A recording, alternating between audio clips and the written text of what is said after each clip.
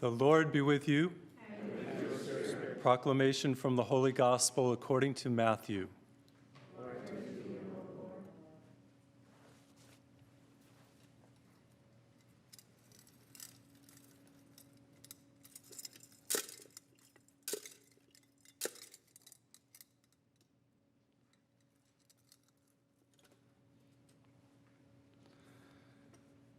After he had fed the people, Jesus made the disciples get into the boat and precede him to the other side while he dismissed the crowds.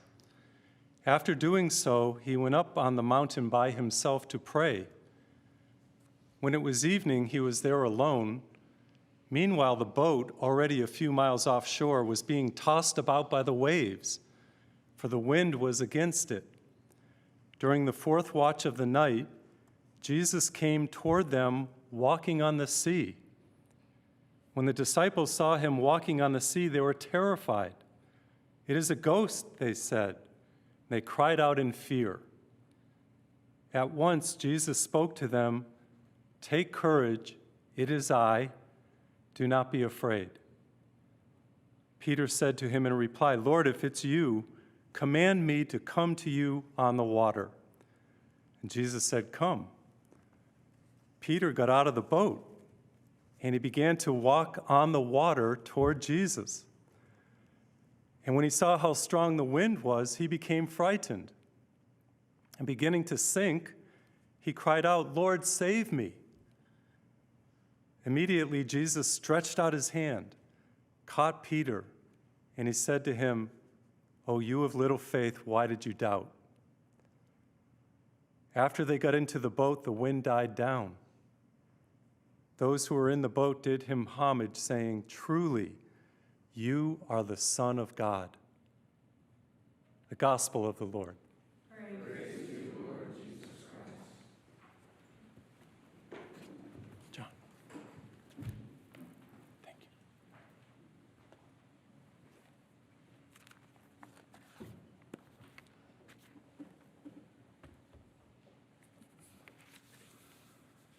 I love Psalm 121, and it says, "Our help comes from the Lord who made heaven and earth." Our help comes from the Lord who made heaven and earth. A friend gave me a framed picture of this scene that we just heard in the gospel, but it was a unique vantage point. It showed Jesus from Peter's vantage point. Peter underneath the water, drowning, and he looks up, and there's Jesus standing on the surface, and suddenly, immediately, as we heard in the gospel, this hand plunges beneath the surface to grab a hold of Peter and save him from drowning. That same hand is now plunging, reaching out to you and me to help us, to save us. If you feel lost, Jesus will save you. If you're caught in an addiction, Jesus will bring you into recovery. You may be stuck in anger or lust or gluttony. Jesus will get you unstuck. And maybe you just feel down. Jesus will lift you up. The hand of Jesus. Our help comes from the Lord who made heaven and earth.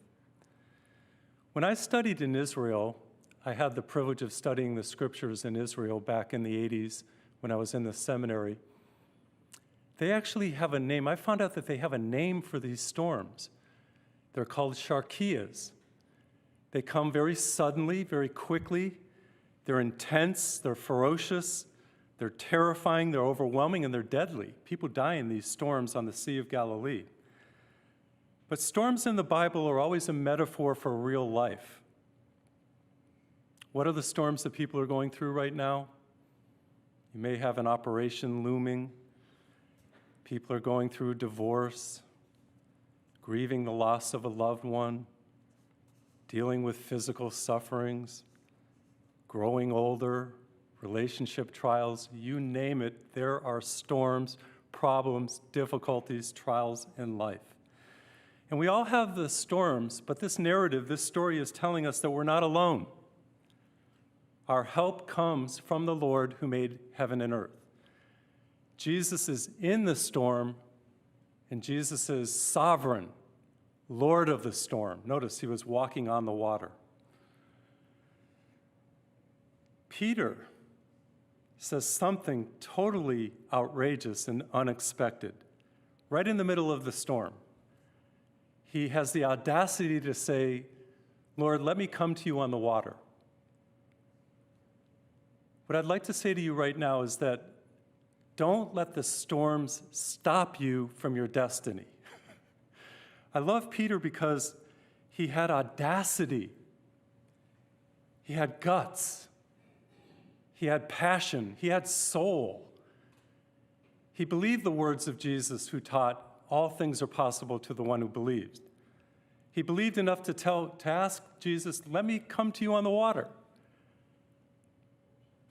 You see, it's in our DNA, deep within us all.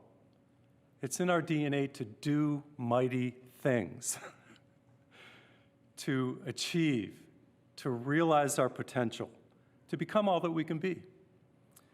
Peter took Jesus at his word. He got out of the boat, and get this, a common, ordinary fisherman, a person just like you and me, walked on the water. What does that tell me? It tells me that we all have potential, that we can all achieve. We can dream dreams and live our destiny in a way that we too can walk on the water. Theodore Roosevelt years ago wrote a document called The Man in the Arena, and he challenged us to dare greatly. Don't be lukewarm or mediocre. Get out of the boat, push the boundaries, dream dreams. Take chances in your life. And as Jesus put it, launch out into the deep for a catch. It was Mother Angelica who said, unless you're willing to do the ridiculous, God will not do the miraculous. Did you hear that? Unless you're willing to do the ridiculous, God will not do the miraculous. And as you know, this contemplative nun, against all odds, with all kinds of storms, founded a global Catholic television network. Why? Because she got out of the boat and she walked on water. It actually honors God when we are brave and risk and daring and get out of the boat. It honors God because it demonstrates that we believe in a God who is almighty, a God who is for us, and a God who is able. And in my ministry, I always try to motivate people to be their best, to dream dreams, to live with passion, and to achieve their potential. And that's what we get a glimpse of what Peter is doing here. He got out of the boat and he walked on water, the common, ordinary fisherman. How much more so, you and me? But alas, took his eyes off Jesus, looked at the storm, got distracted, became frightened, and as we know, began to sink. Last week, a week ago today, at World Youth Day, Pope Francis echoed the sentiment of St. John Paul II when he told the hundreds of thousands of young people gathered, be not afraid. He said, I'd like to look every one of you in the eye and tell you personally, be not afraid. I know fear. I know panic. It almost stopped me from becoming a priest. I was so afraid of getting up in front of people, even reading in public. I was afraid of panic. I was afraid of sinking. I was afraid of what everybody thought of me. You see, fear is a destiny destroyer. But here's what I've discovered. If you run from fear, it gets worse. But if you stand up to it, you can do it, even though you feel fear, even though you're afraid. I like to say, do it afraid. Get out of the boat, have courage, and God will fight your battles. Be audacious and live a significant life. So Peter was sinking, and he was afraid, and he tried, and it wasn't working, and Jesus, the hand of Jesus, grabs him and saves him from drowning. I remember in my seminary days when I was studying in Israel. Favorite place to go?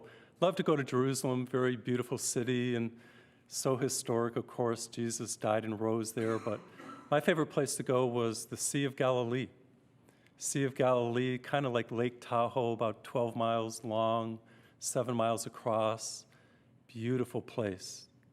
The Jewish people go there now to fish, to recreate, to take vacations. Well, about 40 of us were studying. There were priests and seminarians and some lay people. And one day we were going across the Sea of Galilee in a boat. Beautiful sunny day. All of a sudden, right there in the middle of the Sea of Galilee, the captain cut the engine. We're all just floating there. It's real quiet. Thinking about that story that I just proclaimed to you about Jesus in the storm. And all of a sudden, in the midst of our prayer, somebody started singing a song I hadn't heard since I was a little boy. It was that famous song, "Put your hand in the hand of the man who stilled the waters. Put your hand in the hand of the man who calmed the seas. Take a look at yourself and you will look at others differently by putting your hand in the hand of the man from Galilee." Wow. I invite you right now, wherever you are, whatever storm you're going through, to reach out your hand to the one who reaches out his hand to you and surrender to him. Surrender to Jesus. He's there for you. He'll lift you up. He'll help you. You see, this is a story about the contrast between fear and faith. Fear makes us sink, but faith lifts us up. And faith is more than just believing that Jesus exists. Of course he exists. He's risen. He lives forever.